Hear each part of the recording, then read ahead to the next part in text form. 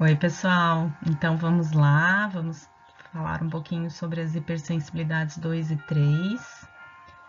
Eu coloquei uma musiquinha aqui no fundo, né, pra gente associar com o aprendizado, tá? É uma forma de ajudar vocês a memorizar o conteúdo, ok? Então nós já vimos a hiper 1, né, que fala das alergias propriamente ditas.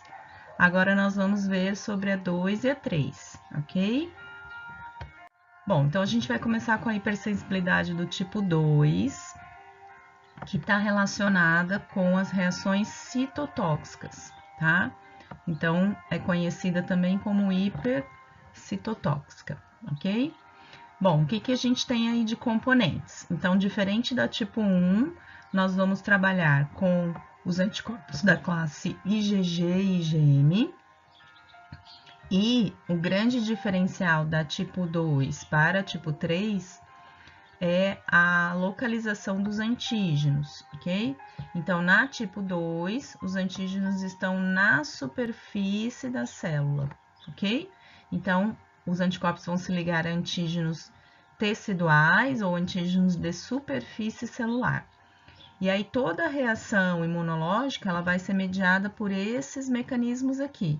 Lesão, na maioria das vezes, né? Causada por fagocitose, citotoxicidade mediada por anticorpos, né? Lembrando que é IgG e IgM, e a ação do sistema complemento, que está aqui representado por esse C, atuando em conjunto, ok? Bom, então a gente vai ter três opções de reação, tá? A maioria das doenças, como eu falei, elas são teciduais, ok? Então, o antígeno vai estar nas células, né? Ou nos tecidos, ok?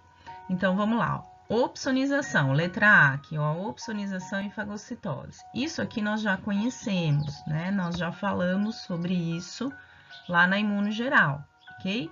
Então, eu tenho aqui, ó, uma célula alvo, essa que tá em amarelinho, tá?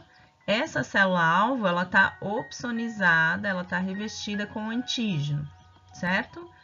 Nós temos, então, os anticorpos reconhecendo esse antígeno. Então, aqui tem o anticorpo, né? Se ligando a esse antígeno.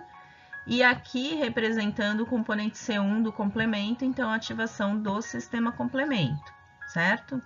Ó, a setinha aqui desenhadinha para vocês lembrarem, certo?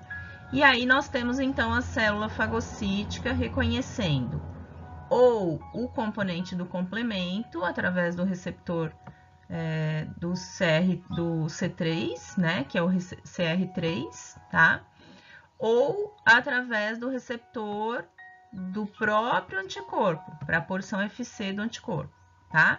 Reconhecendo o C3 ou reconhecendo o anticorpo através do receptor de FC, esse fagócito então vai fagocitar a célula, então aqui a gente já vê a célula fagocitada e vai causar a sua morte, tá? A questão da hipersensibilidade está associada a isso. Se essa célula é uma célula normal do meu corpo, que está ou com um antígeno viral, ou com antígeno de uma droga, né? Ou com antígeno de um medicamento, essa célula vai ser destruída e eu vou ter, então, a perda dessa célula, ok? Através da fagocitose. Outra questão importante que está aqui no nosso item B é quando a gente tem a ativação do sistema complemento e esse sistema complemento acaba, então, prejudicando o organismo porque ativa o processo inflamatório. Quando nós vimos o sistema complemento, nós falamos que uma das funções secundárias dele era a ativação ou liberação de produtos na circulação que nós chamávamos de anaflatoxinas, certo? Então, essas anaflatoxinas, elas vão fazer o recrutamento de células, a ativação de células de defesa, e essas células, então, vão migrar para o tecido infeccioso ou para o tecido alterado, como vocês estão vendo aqui na imagem, certo? Então, o que vai acontecer? Ocorre o processo inflamatório e essas células que chegarem ali vão causar, então, o processo de lesão tecidual, tá? Então, tanto por fagocitose frustrada, né, que é a degranulação dos componentes sobre o tecido ou célula-alvo, como trazendo, por exemplo, basófilos que vão liberar os mediadores vasoativos e vão causar inflamação, ok? O sistema complemento também pode ser ativado no sentido de causar lise desse tecido, né? Como vocês estão vendo aqui, ó, o componente C1 novamente aparece, né? Que é o C1 tanto da via clássica como da via das lectinas, né? Que ele serve como mediador, tá? Então, ele pode causar lise desse tecido onde o antígeno está ligado, ok?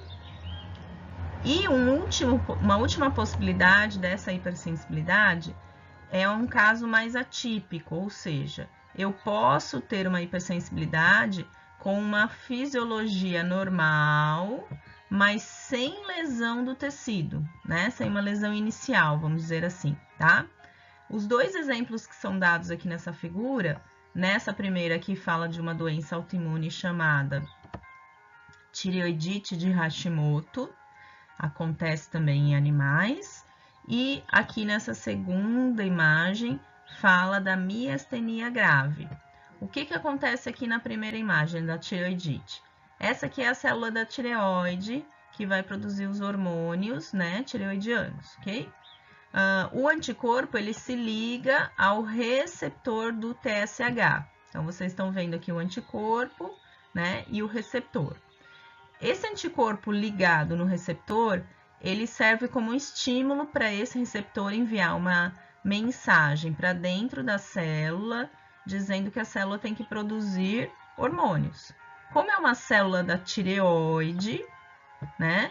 Então, o que ela vai fazer? Ela vai produzir os hormônios tireoidianos, T3, T4, né? Todos aqueles hormônios que vocês aprenderam, ok?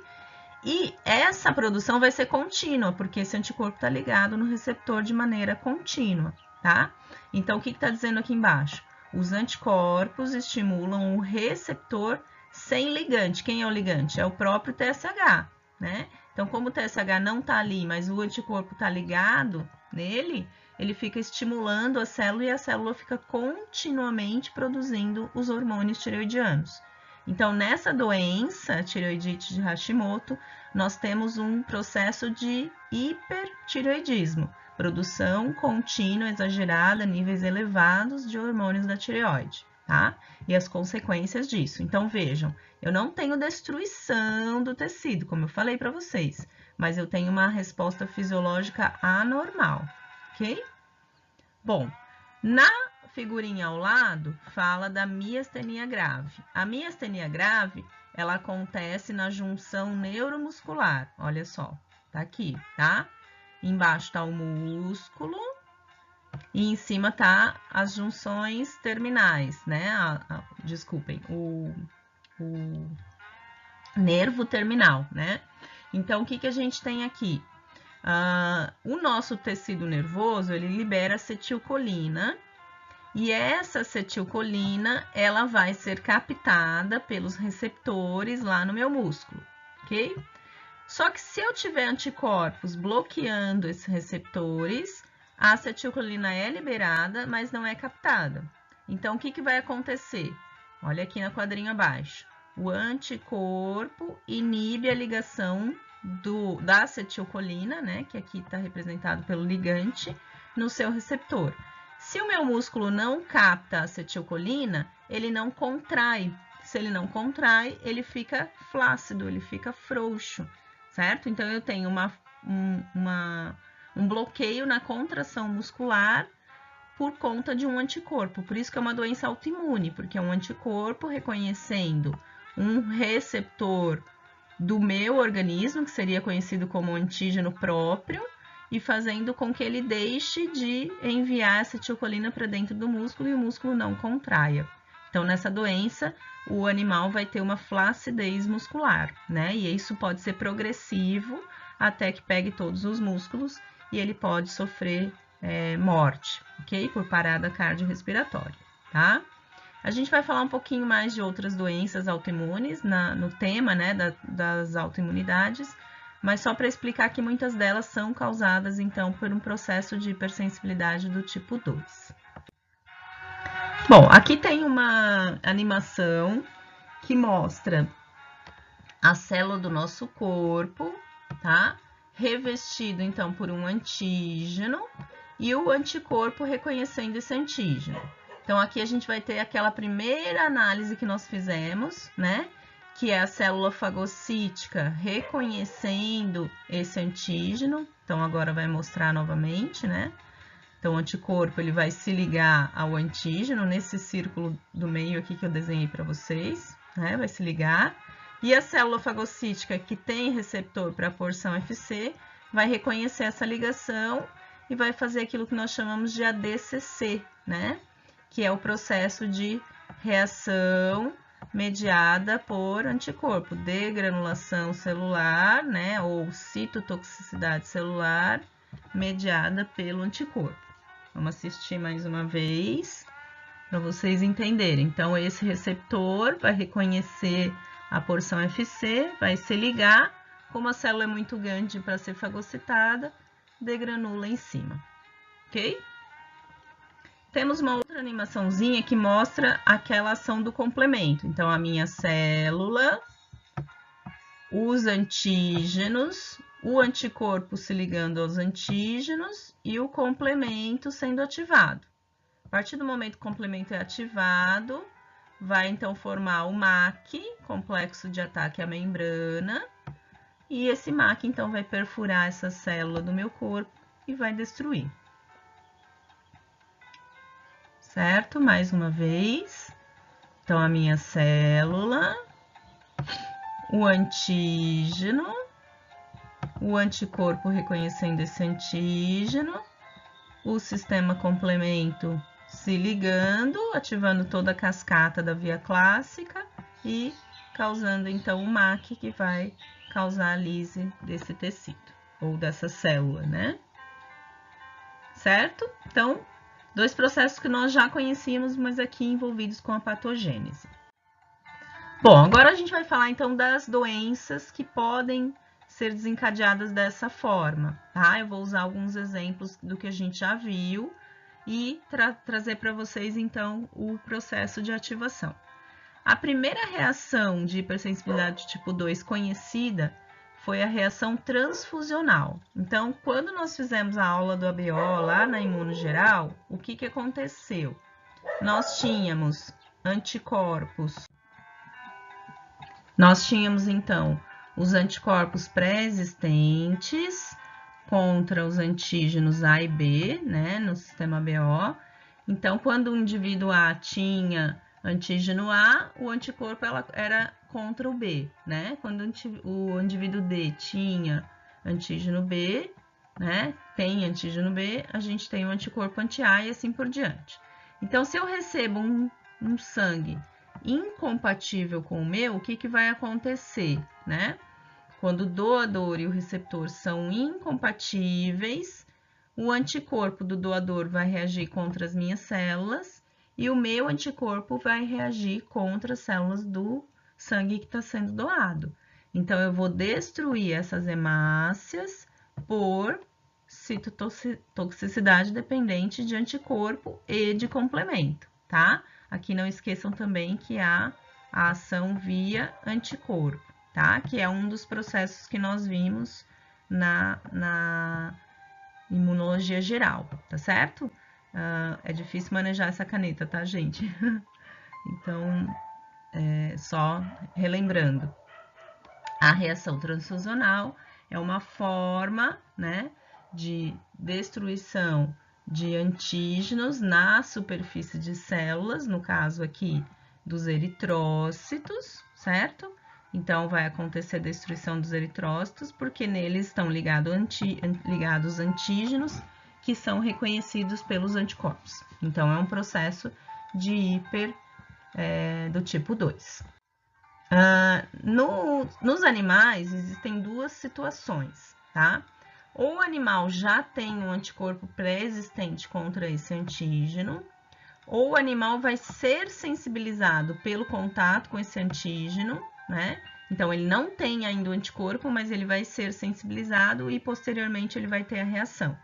Então, quando eu faço uma transfusão sanguínea nos animais, que nós falamos que na maioria das vezes essa transfusão é feita sem a tipagem sanguínea, qual que é o procedimento para a gente fazer para evitar uma reação transfusional? Então, lembrados desse teste aqui, ó, o cross-matching, ok? Cross-matching, tá? Eu vou escrever abreviado aqui, cross-match, tá? Então, quando a gente faz o cross-match, é que a gente quer detectar isso aqui, ó. Se o paciente tem anticorpos pré-existentes, ok? Se ele tiver um anticorpo pré-existente, o que vai acontecer? Na lâmina vai acontecer a aglutinação e a gente vai evitar essa reação. Mas se esse paciente, se nós fizermos o cross-matching e esse paciente não tiver anticorpos pré-existentes, então a reação não vai ser imediata. Porém, esse antígeno, né, eritrocitário lá do doador for diferente do meu, eu vou produzir esses anticorpos. Então, eu vou ter um estímulo antigênico, tá aqui, e posteriormente a produção dos anticorpos, certo? Então, eu posso ter uma reação tardia, né? Eu posso ter uma reação mais para frente, certo? Em resposta a essa transfusão sanguínea que eu realizei no animal sem ter certeza da tipagem sanguínea, tá? Então, nesse caso, gente, quando se faz uma transfusão sanguínea, não faz a transfusão e libera o animal, né? Você fica em monitoramento, porque pode acontecer essa reação mais tardia, né? Onde ele vai produzir, apesar do cross-matching ter dado negativo, ele vai produzir os anticorpos posteriormente e com isso, então, ele vai acabar tendo a reação de qualquer forma, ok? Outro exemplo de reação do tipo 2 é o que nós vimos lá quando falamos da tipagem sanguínea, né? Aquela incompatibilidade de mãe e filho, né? Que nós víamos lá no ensino médio, tá? Aquela doença hemolítica do recém-nascido, ou eritroblastose fetal. O que acontece no humano, tá? No humano, a mãe tem que ser RH negativa e gerar um filho RH positivo. O RH negativo, não sei se vocês estão lembrados, quando a gente fala que o indivíduo é RH negativo, é que ele não tem, né? Não tem. Vou escrever aqui para ficar bem claro. Não tem. Parece criança escrevendo, né? O antígeno D, certo? Não tem. Se ela gera um filho RH positivo, ela pode entrar em contato com esse sangue durante o parto, né? E fazer, então, com que as células dela reconheçam esse antígeno e passem a produzir anticorpos. Aquele bebê primeiro ali, ele nasceu e tá tudo certo com ele, tá? Só que no pós-parto, né, como tá escrito aqui, a mãe ela foi sensibilizada com esses antígenos e ela passou a produzir anticorpos anti-RH.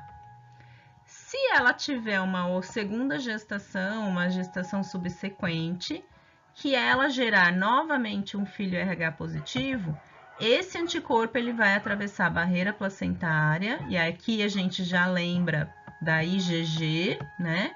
Que é a única que atravessa a barreira, tá? Então, IgG. E aí, ele vai afetar, né? Ele vai causar a hemólise das hemácias desse bebê que está sendo gerado, desse filhote que está sendo gerado, né? Então, vamos pensar do ponto de vista humano e transferir isso para o ponto de vista animal, né? Para as reações que acontecem no animal, tá? No humano, a gente tem como evitar que essa reação aconteça fornecendo para a mãe uma soroterapia, tá? É um anticorpo contra o fator RH, e como ela não tem o fator RH, então ela não vai ser afetada, mas se ela teve algum contato com as hemácias do bebê, né? Esses anticorpos eles vão neutralizar essas hemácias e vão inibir a sensibilização dessa mãe, ok? No animal, essa mesma reação acontece, mas ela ganha um outro nome. Isoeritrólise neonatal, tá? O exemplo que eu vou dar aqui para vocês é em equinos. Então, o que acontece? Nós sabemos que nos equinos não há transferência de anticorpos via placentária, ok? Lembram disso, né? A placenta ela é sindesmocorial e não permite essa transferência, certo? Então, o que vai acontecer? Somente depois que esse filhote nascer, por isso que a gente está dizendo que é neonatal, ele vai receber esses anticorpos através da amamentação. Então, a gente vê aqui nessa foto, certo? Só que a partir do momento que esses anticorpos entram no sistema gastrointestinal do filhote, eles atravessam a barreira hematológica, né? E vão, então, para o sangue, tá? E no sangue, então, eles vão acabar se ligando à hemácia, né? E causando aquela hemólise que nós vimos. Então, o animal começa a ficar com icterícia, estão vendo aqui as mucosas amareladas, né? E ele começa a ficar fraco, então ele fica prostrado, né? E ele pode morrer por essa hemólise. Então, se a hemólise for muito grande, né? Além do animal não poder ser mais amamentado por essa égua, né? Ele pode morrer por anemia, né? Por hemólise dessas hemácias, tá? Então, essa incompatibilidade de grupo sanguíneo, ela acontece entre o potro e a égua, e ela é mediada por um processo de hiper do tipo 2, que é o que a gente está vendo aqui, tá? Então, é mais frequente em éguas multíparas, porque já foram sensibilizadas pelas outras gestações que elas tiveram. Multípara significa várias gestações, né? E se esse animal não for socorrido a tempo, ele vai morrer por anemia e por coagulação intravascular disseminada, certo? Então, é uma doença bastante importante. Uma das formas de prevenir ou de amenizar essa reação é impedir que esse potro, se identificar da reação, impedir que esse potro receba esse colostro, né, esse leite, e fornecer para ele o leite de uma outra égua, ok? Aí normalmente consegue evitar essa reação. Aqui tem um outro trabalho que foi publicado, né? O animal veio a óbito, tá? Foi publicado aqui em 2015. Então, na foto 1, a gente vê a mucosa oral, né? Não é nem mais ictérica, né, gente? É totalmente anêmica, tá? Na foto 2, a mucosa da vulva, né? Também bem ictérica. A ocular. E aqui, né, o animal na necrópsia, se observa o baço, né, bem inchado, a número 4 aqui, tá, pessoal? Bem inchado, né, e hemorrágico. Então, a gente observa pontos, né, hemorrágicos bem claros aqui, ó, esbranquiçado, tá? Então, isso está indicando que o animal veio a óbito por coagulação intravascular disseminada. Outra forma de reação é a induzida por drogas. Então, a gente pode ter várias respostas, né, nesse processo de reação de hipersensibilidade do tipo 2 por drogas, tá? Normalmente acontece para antibióticos, alguns reagentes químicos e também anti-inflamatórios, mas pode acontecer também para anestésicos, né? E para alguns medicamentos que não se encaixam nessas categorias. Nesse quadrinho que vocês estão vendo ao lado, vocês observam a ação das drogas, tá? Que está sendo representada aqui por essa bolinha azul, tá? Sobre hemácias. Então, se acontecer sobre hemácias, a gente vai ter um quadro de anemia e todas as consequências dessa anemia. Mas pode acontecer também sobre leucócitos, gerando uma leucopenia, ou sobre plaquetas, gerando uma plaquetopenia ou trombocitopenia, tá? Aqui alguns exemplos que acontecem, né, com grande facilidade, tanto em humanos como em animais, de medicamentos que podem causar esse tipo de reação. Então, o que acontece? Vamos aqui para o primeiro quadrinho. Essa droga, então, ela é formada de apteno, né? A gente tá lembrando disso. Ela vai se ligar, então, na hemácia, no leucócito ou na plaqueta. Os meus anticorpos vão reconhecer esse medicamento como antígeno, porque a partir de agora ela está ligada a uma proteína, então ela faz parte de um todo. Vão ativar os anticorpos, né? Vão ativar o sistema complemento, e aí a gente vai ter a lise dessa hemácia, tá? A ativação do complemento também libera as anaflatoxinas, né? Então a gente vai ter aqui um processo de lise também por ativação da resposta inflamatória. Ou ainda numa terceira opção, que é o terceiro quadrinho aqui, a gente ainda pode ter uma quebra da autotolerância através desse antígeno ligado à hemácia, e a partir de então ter uma doença autoimune causada por um medicamento, tá? Nesse caso aqui, as doenças são chamadas de anemias autoimunes, anemias hemolíticas autoimunes, certo? Então, aqui está mostrando o exemplo da hemácia, tá, gente? Mas pode ser tanto o leucócito como a plaqueta, ok? Eu encontrei esse trabalho, né, de 2013, que fala sobre a farmacodermia. É a mesma reação de hiper 2, só que agora acontecendo na pele, tá? Então, reação adversa a drogas, e nesse caso aqui, relatado foi em cães, tá? Então, a gente observa aqui as reações na pele, na figura 1, né? As reações na pele, inflamatórias, descamativas, tá? Esse é na porção ventral de um cão, e aqui é no dorso, né, de um outro cão, após o contato dele com um shampoo, né, específico, tá? Aqui foi um Schnauzer, certo? E aí ele teve, então, esse processo, uma reação, né, pelo contato com esse medicamento, é uma dermatite necrolítica, tá? E o que acontece aqui? Como é que eu vou diferenciar isso aqui de uma alergia? Como é que eu vou diferenciar isso aqui de uma reação, por exemplo, de um produto tóxico que esteja presente nesse shampoo? Não tenho como diferenciar se eu não fizer os testes imunológicos para relacionar, tá? Então, uma das coisas importantes aqui nesse processo é que se levante a possibilidade de ser uma reação de hipersensibilidade, né? E se busque alternativas de diagnóstico para fazer o diferencial, tá, pessoal?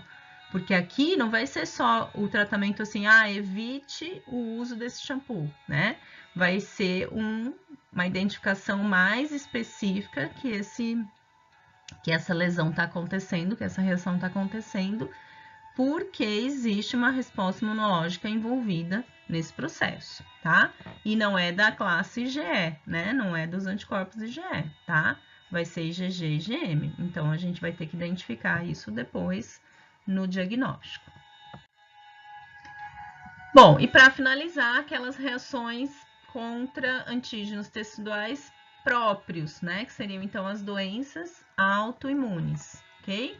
Nas doenças autoimunes, então, como eu mostrei para vocês lá no outro slide, né? Eu tenho aqui novamente o exemplo da miastenia grave, tá? Tá aqui o nomezinho. Então, a acetilcolina vai sendo bloqueada, né? A sua ação por causa dos anticorpos que estão ali na junção neuromuscular, tá? Então, anticorpo antirreceptor de acetilcolina. Outro exemplo é o lúpus. O lúpus, na verdade, gente, ele é uma doença sistêmica. Então, a gente vai ter dois tipos de reação, a do tipo 2 e a do tipo 3. Nós vamos falar depois novamente. E na do tipo 2, o animal ele passa a produzir anticorpos contra neutrófilo, contra linfócito, contra plaqueta, contra DNA, contra estonas. Então, ele age, né, contra essas células, por isso que é hipersensibilidade do tipo 2, porque é antígeno celular, e ele passa a destruir, então, essas células de defesa. Aqui é um exemplo de uma doença autoimune relacionada a hiper 2, que é o pênfigo, tá? O pênfigo é uma doença dermatológica. Então, aqui um exemplo em cão, que é bem comum, em equino. Então, vocês observam as lesões na pele, tá? E aqui um exemplo em gato, que é uma coisa um pouquinho mais difícil, né, de verificar, tá? Aqui no quadrinho 1, ele tá com foi quando ele chegou no consultório, e aqui no quadrinho 3 foi quando ele terminou, ou foi medicado, né, foi tratado, e vai ter que manter esse tratamento pro resto da vida, porque é uma doença autoimune. Aqui nesse quadro tem outros exemplos de doenças, tá? Que eu comentei com vocês, né? Que podem acontecer. Então, aqui a anemia hemolítica autoimune, o painful que nós já mostramos ali, né? Mas tem tantas outras, ó, mastenia grave, mas tem tantas outras que podem acontecer, como por exemplo a diabetes, né? Insulino dependente, tá? A anemia perniciosa, que também acontece em animais, tá? Então depois vocês deem uma olhadinha com calma aqui nesse quadrinho e vocês vão ver que o mecanismo da doença basicamente é através de hiper 2, tá? Então tá falando aqui, ó, especificamente de cada um, né? Mas a gente vê aqui, ó, degranulação de neutrófilos, né? Inflamação mediada por complemento e por anticorpo, certo? Então vejam que está relacionada com a hiper 2. Como é que eu vou fazer o diagnóstico dessa hipersensibilidade? Então, na verdade, existem alguns testes que vão te dar uma evidência, né? Uma forte sugestão de que seja um quadro de hiper 2, tá? Para as reações que causam anemia, então as reações transfusionais, as reações induzidas por drogas, né? Ou até mesmo as doenças autoimunes, nós podemos fazer um teste chamado teste de Cumbis. Esse teste, nós incubamos a hemácia do paciente, colocamos um anticorpo de carneiro contra o anticorpo desse animal, tá? Aqui eu coloquei humano, mas pode ser específico do animal. E se houver aglutinação, é sinal de que essa hemácia tem o anticorpo ligado nela, né? Então, é sinal de que tá tendo um quadro de reação do tipo 2, tá? Só que aqui eu não consigo dizer se é autoimune ou se é induzida por alguma droga ou algum antígeno microbiano, ok? Uma outra possibilidade é quando se faz uma biópsia, e aí eu vou avaliar um teste, fazer um teste chamado imunofluorescência. Eu vou ver na superfície das células, né, do tecido acometido, eu vou visualizar os anticorpos, ok? Então, esses dois testes diagnósticos são os mais comumente utilizados para identificar a doença causada pela hiper 2. Como é que eu vou tratar? Na verdade, a hiper 2, muitas vezes ela é mais paliativa, né? O tratamento ele vai ser apenas dos sintomas, ok? Nas reações transfusionais, eu vou utilizar medicamentos como os diuréticos para evitar que ocorra um processo de acúmulo de hemoglobina nos rins, né? E tenha um comprometimento.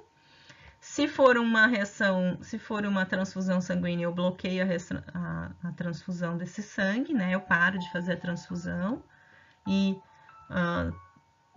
transfundo para o paciente um outro tipo de sangue, né? Se for uma reação induzida por drogas, eu cesso o uso dessa droga, deixo de utilizar essa droga, né? E se for uma doença autoimune, eu vou ter que fazer o tratamento com drogas glicocorticoides, né? Com os glicocorticoides. Nas doenças autoimunes não há possibilidade de cura, tá, pessoal? Só de tratamento. Então, o tratamento ele vai acontecer para o resto da vida e ele é a base do uso dos corticoides. Outro processo que pode ser realizado é quando há icterícia, né? Se o animal apresenta icterícia, né, por causa de hemólise, então ele pode ser submetido à luz ultravioleta para degradar essa bilirrubina que está causando a icterícia nos tecidos. Então vejam que o tratamento ele é sintomático, né? Então ele vai ser apenas dos sintomas, principalmente quando não for doença autoimune. Se for doença autoimune, aí a gente faz o uso de corticoide, que vai fazer com que a resposta imune seja suprimida, seja diminuída, e com isso a gente vai evitar que a reação aconteça. Mas não é uma cura, né? É apenas uma forma de evitar. Agora nós vamos começar a falar da tipo 3. Na tipo 3, prestem bem atenção, o nome, né, é chamada de reações mediadas por imunocomplexos, tá? Imunocomplexo é o complexo antígeno-anticorpo, ok? Então, quando eu tiver uma ligação de anticorpos, né, a antígenos, formando, então, um complexo imune, que aqui está mediado por uma hemácia, mas pode ser sozinho, né? A gente vai ter, então, essa hipersensibilidade do tipo 3. Vejam que aqui nós vamos ter antígenos livres, antígenos solúveis, tá? Nos livros vocês vão encontrar esse termo aqui, antígenos solúveis. Ó, vou melhorando aqui a escrita. Então, tá aqui, ó, antígeno livre. Enquanto que na tipo 2 nós tínhamos antígenos ligados a células ou a tecidos, aqui na tipo 3 nós temos anticorpos ligados a antígenos solúveis, tá? A mesma classe de anticorpo aqui, tá, gente? IgM ou IgG, tá? É o mesmo tipo de anticorpo. Opa! IgG. Vamos escrever o G aqui direitinho, tá? Tudo bem? Bom, o que vai influenciar na hipersensibilidade do tipo 3? A principal influência para que essa doença aconteça é a persistência desses imunocomplexos. Então, vamos supor que eu tenha a formação de um imunocomplexo e, por fator relacionados à persistência dele no meu organismo, ou seja, uma falha na ativação do sistema complemento, ou uma falha na fagocitose, ou até mesmo pelo tamanho desse imunocomplexo, às vezes ele é muito grande ou muito pequeno para ser reconhecido, ele persiste, tá? Quando ele persiste, esses imunocomplexos podem se depositar nos vasos sanguíneos dos mais diferentes tecidos, e isso então causar a hiper do tipo 3, né? Então, isso acabar gerando esse processo de hipersensibilidade do tipo 3. O que vocês estão vendo aqui nessa imagem, tá? Nessa imagem está mostrando um vaso sanguíneo, né? Então, a parte interna do vaso sanguíneo, aqui no quadrinho 1, tá? E eu tô vendo a formação de imunocomplexos ligados às hemácias, tá certo? Quando esses imunocomplexos são depositados nos tecidos, olha lá o que vocês estão vendo aqui, ó. É um processo inflamatório, né? Porque a parede do vaso, ela tá dilatando, ela tá aumentando. Então, esse imunocomplexo deposita aqui e as nossas células de defesa, que estão aqui na corrente sanguínea, elas vão começar a degranular sobre esse tecido. Então, ela vai causar uma vasculite, né? Ela vai causar uma lesão tecidual no vaso sanguíneo, porque houve a deposição desses imunocomplexos. Vou mostrar uma outra figurinha, depois eu mostro uma animação para vocês, tá? Isso aqui, na verdade, é a sequência do que eu vou mostrar aqui nesse outro slide. Então, o que está mostrando aqui, ó? É um vaso sanguíneo, certo? Eu tenho aqui o antígeno e o anticorpo. Então, para formar imunocomplexo, que é o que está representado aqui, esse antígeno e anticorpo tem que estar livre, circulante, tá? Solúvel, lembra lá? Aí, o que vai acontecer? A presença desses imunocomplexos vão ativar o sistema complemento, que vai liberar as anaflatoxinas e vai atrair as células de defesa. Essas células, juntamente com as plaquetas, né, vão liberar aminas vasoativas, que vão fazer um processo de aumento da permeabilidade do vaso, ou seja, uma vasodilatação.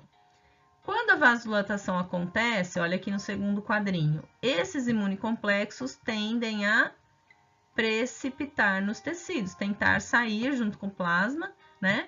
Só que como eles são grandes, eles ficam presos na parede. Aí as plaquetas vão formar microtrombos, como vocês estão vendo aqui, microtrombos. E as células de defesa vão chegar ali e vão degranular, olha só.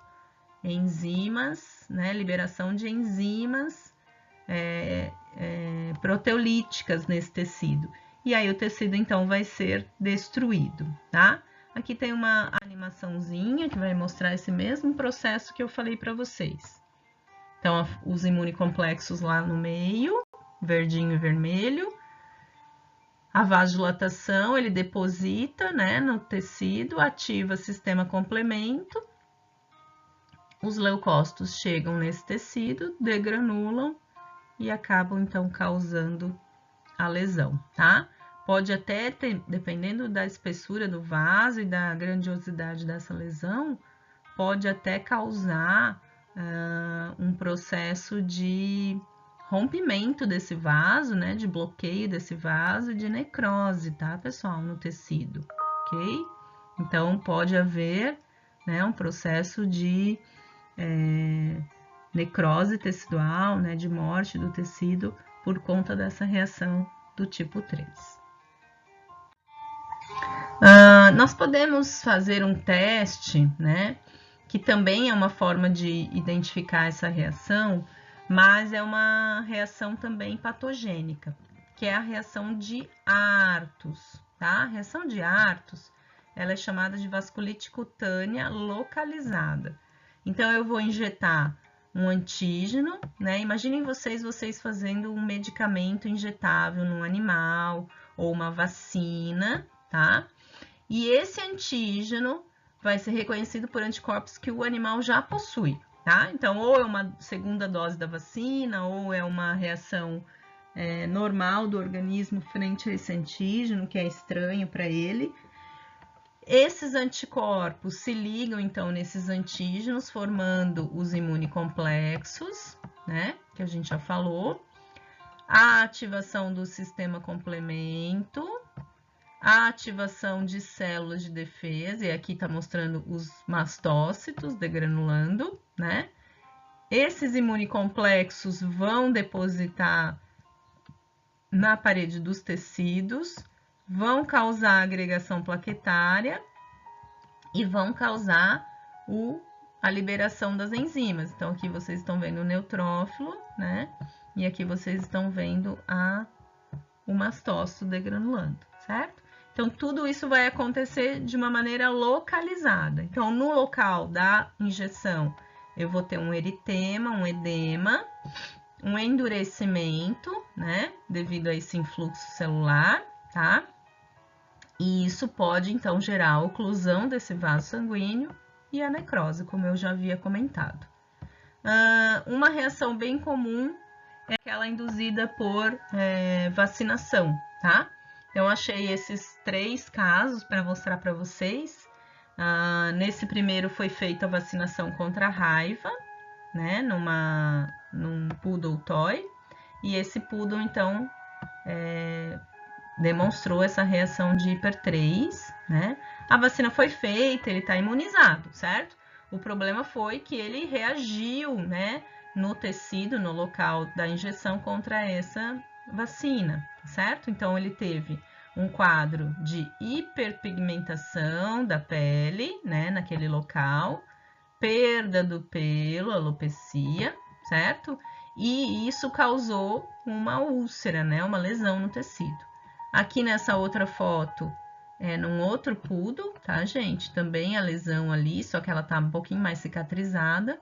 E aqui, se eu não me engano, é num animal de pelo longo, né? Dá pra perceber, não lembro agora a raça do animal. Mas a gente vê também um quadro de lesão, né? Formou até um processo necrótico aqui, tá? Em alguns pontos, né? E a gente observa também a lesão induzida por vacinação, ok? Isso pode acontecer, né? Não tem como prever, tá certo? Então, é importante que vocês conheçam para explicar para o proprietário. Olha, eu vacinei, né? Ou foi feita essa vacina, mas o animal reagiu, né, ao antígeno vacinal, Por um lado, isso é bom, porque é sinal de que ele está tendo a imunização adequada, mas por outro, vai causar lesão e muitas vezes fica cicatriz, né? Fica marca, o animal não tem mais crescimento do pelo no local, como vocês estão vendo aqui nesse animal de pelo escuro, né? E aí, muitas vezes, o proprietário acha ruim, né? Fica feio, tá? Então, é uma coisa que é importante que vocês conheçam. Quando eu olho dentro do tecido desse animal, quando eu faço, né, uma biópsia para ver, então o que eu vou ver? Eu vou ver uma inflamação no vaso sanguíneo e dentro, o que eu tô vendo aqui, né, gente? Eu tô vendo coagulação, tá? Um monte de hemácia bloqueada ali naquele tecido, tá certo? Então tá tendo uma necrose, né? O tecido não tá sendo irrigado totalmente porque tá tendo um quadro de coagulação. Na maioria das vezes, as hipersensibilidades do tipo 3, elas são sistêmicas, enquanto que as do tipo 2 são mais localizadas, do tipo 3 elas são mais sistêmicas, né? Com exceção daquela vasculite localizada, a maioria delas vai causar reações mais sistêmicas, como vocês estão vendo aqui. Nefrite, artrite, vasculite, né? Então, eu tinha comentado com vocês que o lúpus tanto é do tipo 2 como do tipo 3, então ele aparece novamente aqui na do tipo 3, né? Deposição de imunocomplexos, aí pode ser os mais variados locais, por isso que acontecem, né, diferentes reações, tá? Poliarterite é um outro exemplo, glomerulonefrite pós-streptocócica é um outro exemplo, né? Então, aqui na poliarterite causa vasculite, e na glomerulonefrite, o próprio nome já diz, né? Causa deposição nos glomérulos renais, tá? Então, a hiper 3 é uma reação de deposição por imunocomplexos, enquanto que a hiper 2 é uma reação citotóxica. A hiper 3, ela é mais sistêmica porque o antígeno está circulante, enquanto que na hiper 2 ela é mais localizada porque o antígeno está ligado a um tecido ou a uma célula.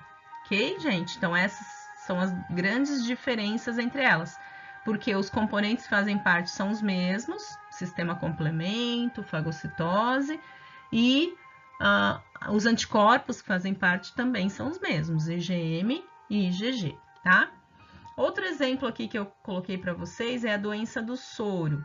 Quando é feita uma soroterapia no animal, tá? Então, tá aqui, ó, reação pós-inoculação de soro hiperimune, tá? Na imunização passiva, né? Então, se o animal recebe um soro, uma soroterapia, né? Aqui, cuidado para não confundir soroterapia com fluidoterapia, né, gente? Uma coisa diferente da outra, tá? A fluidoterapia é aquele sorinho que a gente recebe na veia, né? Quando tá desidratado, tá certo? É diferente da soroterapia, tá? Então, quando o animal recebe essa soroterapia, né? Quando o animal recebe esse anticorpo na circulação sanguínea, ele pode reagir contra esse anticorpo, reconhecendo ele como um antígeno. E aí, então, eu tenho a doença do soro, que nada mais é do que uma reação de hipersensibilidade do tipo 3, tá? Vai causar edema, vai causar eritema, vai causar urticária, né? Muitas vezes, destruição de células de defesa, neutropenia, e muitas vezes uma linfadenomegalia, né? Então, um aumento dos linfonodos no organismo, tá? Destruição desses anticorpos do soro, né, inativação desses anticorpos. Como é que eu vou diagnosticar a hiper do tipo 3? O diagnóstico basicamente se dá através de biópsias, tá, do tecido e através da imunofluorescência, tá? Tanto direta como indireta, mas normalmente se utiliza mais a imunofluorescência indireta, tá? Que é a pesquisa de anticorpos, ok? E o tratamento? Bom, pessoal, o tratamento nada mais é do que sintomático também. Então, vamos colocar aqui, né? Na maioria das vezes não tem como eu fazer tratamento da reação, certo? Então, ou eu vou evitar a substância que me causa a lesão, né? Que me causa a reação, então um processo de profilaxia, ou eu vou fazer o uso de medicamentos que façam com que a reação seja diminuída, tá? Então, eu tenho aqui fármacos como, por exemplo, o cromoglicato de sódio, que é mediador, bloqueia, né, a liberação dos mediadores inflamatórios pelos mastócitos, ou no caso, para evitar a coagulação intravascular, eu posso usar a heparina, que é um anticoagulante. E no caso das doenças autoimunes, como é o exemplo ali do lúpus que eu dei para vocês, aí eu novamente acabo usando o corticoide, que é um imunossupressor, né? Então, a imunidade do indivíduo vai ser diminuída, né? Vai ser bloqueada ou suprimida através dos corticoides, e aí a pessoa, o animal, não vai ter a reação, tá? Então, na verdade, o tratamento, tanto da 2 como da 3, é mais paliativo, né? Não tô tratando a reação em si, mas sim os sintomas que vão aparecer em decorrência de cada uma daquelas doenças ou daquelas reações que eu comentei com vocês, ok? Então, com isso a gente finaliza, né, essa parte da hiper 2 e 3, fazendo esse paralelo entre uma e outra para que vocês possam entender muitas vezes como se realiza essa identificação, porque os sintomas, as manifestações clínicas são bem semelhantes entre si, podem confundir e na maioria das vezes vocês não vão conseguir identificar uma e outra, tá? Vocês vão ter que fazer o tratamento, vão ter que tratar, né, os sintomas sem ter certeza de qual hipersensibilidade é, tá? Mas é importante que vocês conheçam para não confundir com alergia, por isso que eu sempre gosto de refrisar, as alergias elas são só a do tipo 1, né? Tipo 2 e 3 não tem caráter alérgico propriamente dito, mas é muito comum usar o termo alergia para designar qualquer uma delas, porque é uma forma mais fácil do proprietário, do tutor, compreender a reação que está acontecendo no animal, né? Então, muitas vezes se comenta de reações alérgicas, mas incluindo a 2 e a 3 também, o que no conceito imunológico não é correto, ok? Então, finalizamos essa parte. Agora vocês têm os artigos, né, para complementar, que já foi solicitado que fosse lido, e a gente tira as dúvidas, então, através do chat.